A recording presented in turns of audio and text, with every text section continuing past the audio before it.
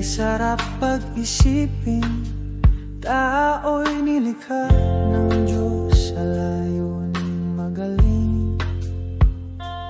Ngunit ngayon'y nag-iba, dating payapa, ngayon'y gulo na.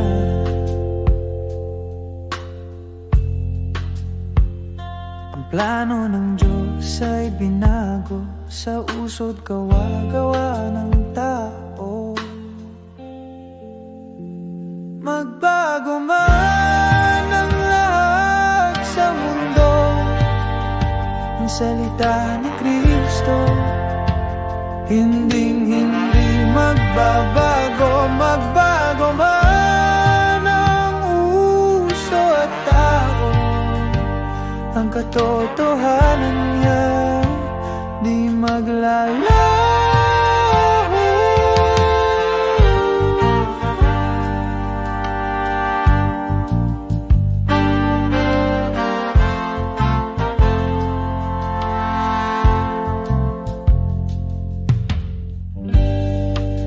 Marami ang nagsasabi, di na raw uso ang pupuri at ang pagkikikapit.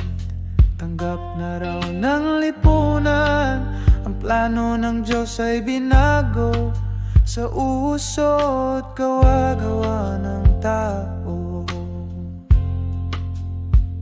Magbago man ang lahat sa mundo, ang salita ni Kristo hinding-hindi magbabago. Magbago man ang uso at tao, ang katotohanan niya di maglalaho.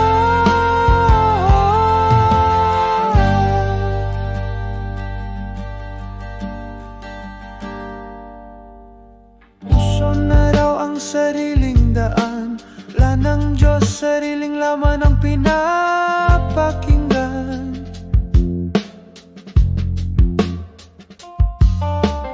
Uso ang yaman at kasikatan, ngunit puso'y hungkag, walang kapayapaan. Pinili ang uso kaysa katotohanan, buhay ay lito, wala sa tamang daan.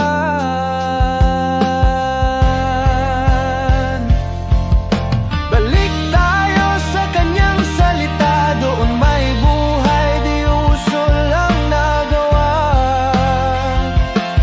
Kahit magbago ang takbo ng panahon, ang Diyos ay tapat sa kanyang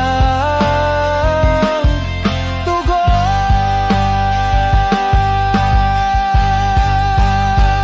Magbago man ang lahat sa mundo, ang salita ni Kristo hinding-hindi magbabago. Magbago man ang uso at tao, ang katotohanan